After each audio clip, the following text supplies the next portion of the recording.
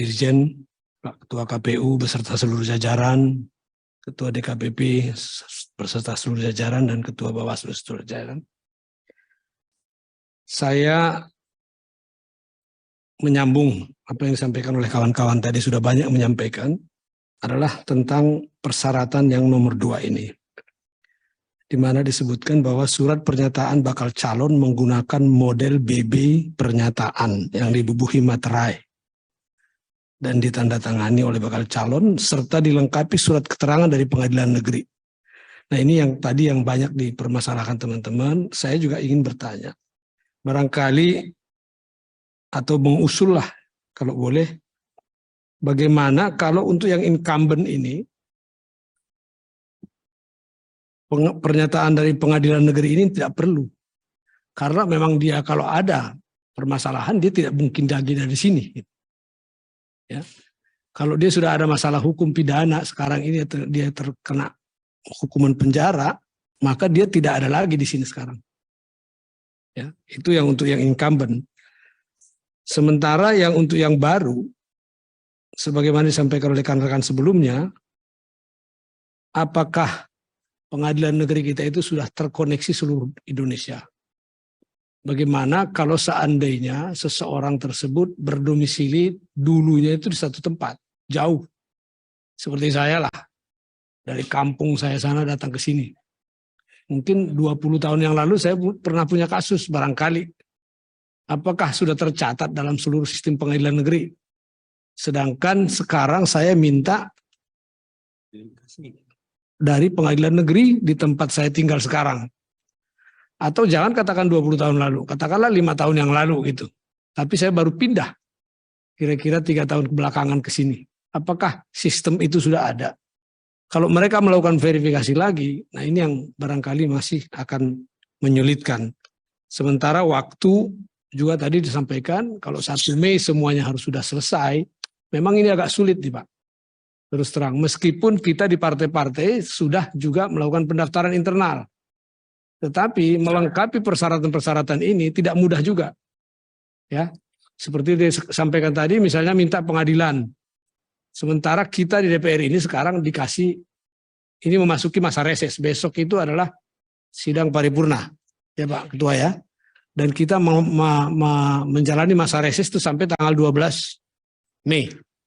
Nah, sebagaimana kawan-kawan sampaikan, kita-kita ini yang reses ini disambung lagi dengan kegiatan-kegiatan lain, semaksimal mungkin kita akan manfaatkan di dapil. Ya, kalau kita harus mengurus lagi segala sesuatu itu di sini sampai dengan 1 Mei, ujungnya kita ketrap di sini, kita nggak bisa ke dapil. Setelah itu masuk lagi masa sidang. Nah, ini mungkin bagaimana supaya menjadi perhatian ya. Kemudian mengenai surat keterangan-keterangan ini ya, persyaratan nomor 3 ini, nomor 4 ya, mengenai surat keterangan jasmani, sehat rohani dan sebagainya. Saya pernah coba urus di rumah sakit Fatmawati ya. Surat keterangan sehat jasmani itu bisa keluar cepat dan masa berlakunya itu juga cukup lama. Ya, artinya dia bisa 3 bulanan dan seterusnya gitu. Tapi kalau sehat rohani ini Pak, ini tuh cuma masa berlakunya 2 minggu. Dan ngurusnya juga lama gitu. Masuk ke rumah sakit, dia ada interview khusus gitu ya. Saya sudah pernah tanya, biayanya mahal, tetapi berlaku cuma 2 minggu. Nah ini bagaimana? Misal kita urus di sekarang-sekarang. Sementara kita baru masuk ke pendaftaran, katakanlah di tanggal 10 Mei gitu. Sudah habis masa berlakunya. Nah ini juga menjadi pertanyaan kita juga, bagaimana ini menyikapinya gitu. Demikian juga narkoba Pak. Narkoba malah lebih singkat lagi, 1 minggu saja berlakunya. Surat keterangan bebas narkoba dari rumah sakit itu hanya 1 minggu berlakunya.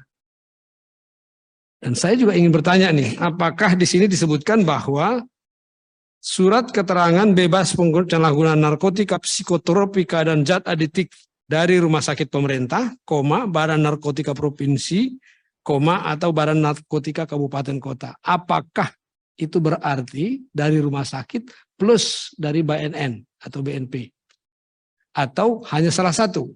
Misalnya dari rumah sakit saja, cukup, tidak perlu harus dari Badan Narkotika.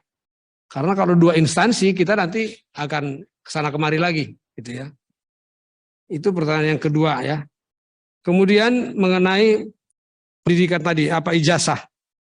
Ijazah di sini disebutkan bahwa surat keterangan pengganti ijazah. Menurut saya ini juga perlu diperjelas nih Pak Ketua. Ya, apakah ini harusnya ini menurut saya. Izin Pak Ongko, tadi udah ditanya Pak Agung. Jadi yang sudah ditanya saran kita itu enggak usah diulang-ulang Pak. Enggak, saya menambahkan aja Pak Ketua. Jadi ini kan banyak sekolah yang sudah dihapus atau ganti nama. Ya, itu harusnya itu yang disebutkan bahwa diperjelas saja bahwa surat keterangan ijazah, pengganti ijazah dari sekolah yang sudah dihapus atau kalau ijazahnya hilang. Kalau tidak ya tidak perlu pakai itu, harus pakai ijazah yang benar, legalisasi. Itu menurut saya Pak Ketua. Ya, silakan. Ya. Kemudian yang mengenai caleg perempuan, sebetulnya caleg perempuan ini sederhana Pak, nggak usah pakai rumus-rumus yang rumit tadi itu.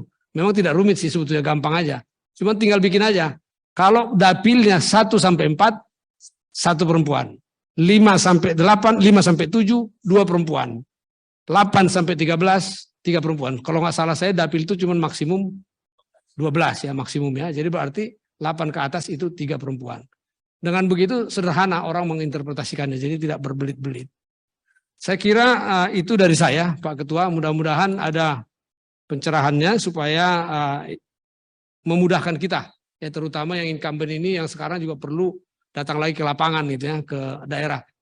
Dalam melaksanakan tugas termasuk tugas-tugas reses dan tugas-tugas lainnya. Demikian, terima kasih. Assalamualaikum warahmatullahi wabarakatuh. Ya, makasih Pak Ongko.